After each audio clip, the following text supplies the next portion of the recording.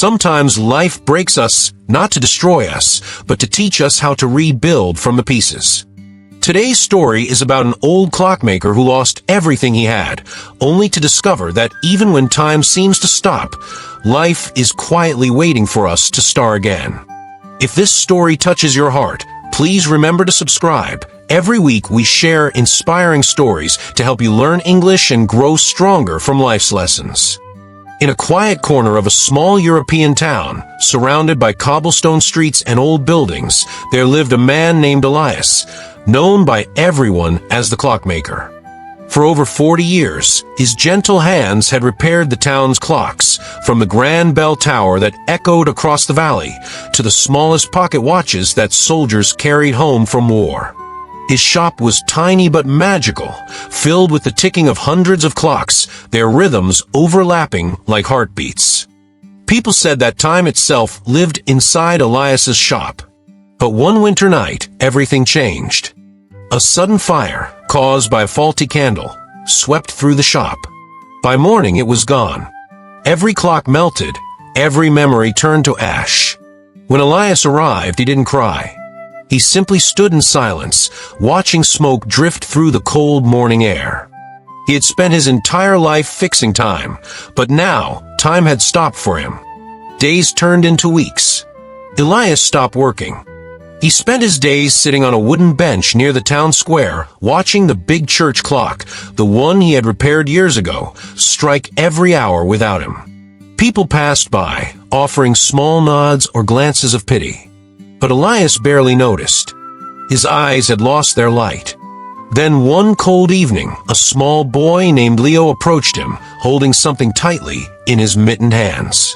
"Mister," the boy said shyly, "can you fix this?" "It was my father's watch. It stopped ticking last night." Elias looked at the broken watch, the glass cracked, one tiny gear missing. He sighed and said quietly, "I can't. I've lost my tools and my touch." Leo looked down sadly, but instead of leaving, he placed the watch gently on the bench. "Maybe you haven't lost it," he said softly. "Maybe you just forgot where you kept it." Elias looked up in surprise. The boy smiled and ran off into the snow. That night, those simple words kept echoing in his mind. "Maybe you just forgot where you kept it." He couldn't sleep. Around midnight, he found himself digging through the ashes of his old shop. Under a pile of burned wood, he found something, a small rusted box.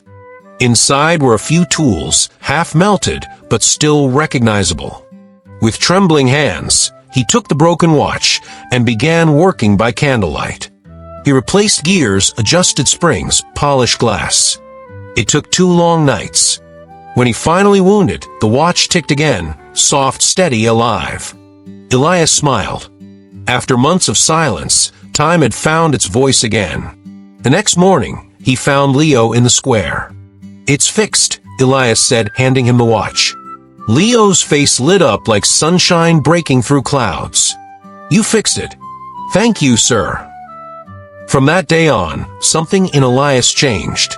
People began noticing him again, not as the old man who lost everything, but as the clockmaker who came back.